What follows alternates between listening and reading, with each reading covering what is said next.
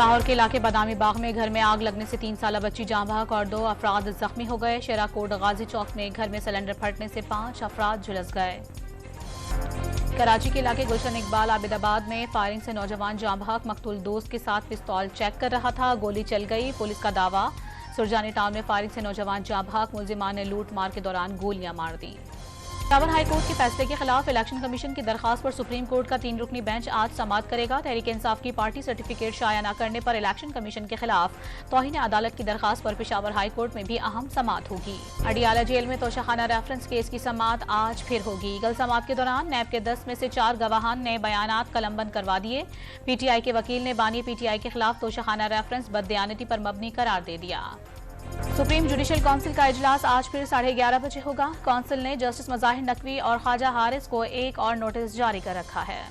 Justice مظاہر نقوی کے بعد senior جج جسٹس اعجاز الاحسن نے بھی استعفیٰ دے دیا۔ ایوان صدر کو استعفیٰ موصول ہو گیا۔ اکتوبر میں چیف جسٹس بننا تھا۔ جسٹس منصور علی شاہ سینئر ترین جج بن گئے، جوڈیشل کونسل کا رکن بنا دیا گیا۔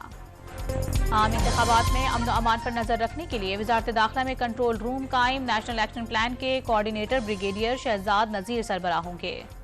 آئی ایم ایف بورڈ نے پاکستان کے لیے قرض کی اگلی قسط جاری کرنے کی منظوری دے دی۔ پاکستان کو $70 کروڑ فوری ملیں گے۔ $3 ارب قرض پروگرام کے تحت مجموعی رقم $1 ارب 90 کروڑ ہو جائے گی۔ امریکی اور برطانوی طیاروں کی یمن کے دارالحکومت صنعا، بندرگاہی حدیدہ اور شمالی شہر سعدہ میں درجن بھر سے زائد مقامات پر بمباری، ٹام ہاک میزائلوں کا بھی استعمال کیا گیا۔ انقلابی رہنما عبدالمالک بدر الدین الحوثی کا جارحیت کا مقابلہ کرنے کا عزم۔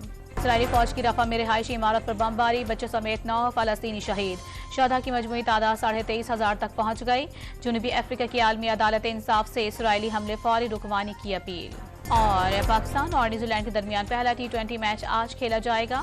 میچ پاکستانی وقت کے مطابق صبح 11:10 پر شروع ہوگا۔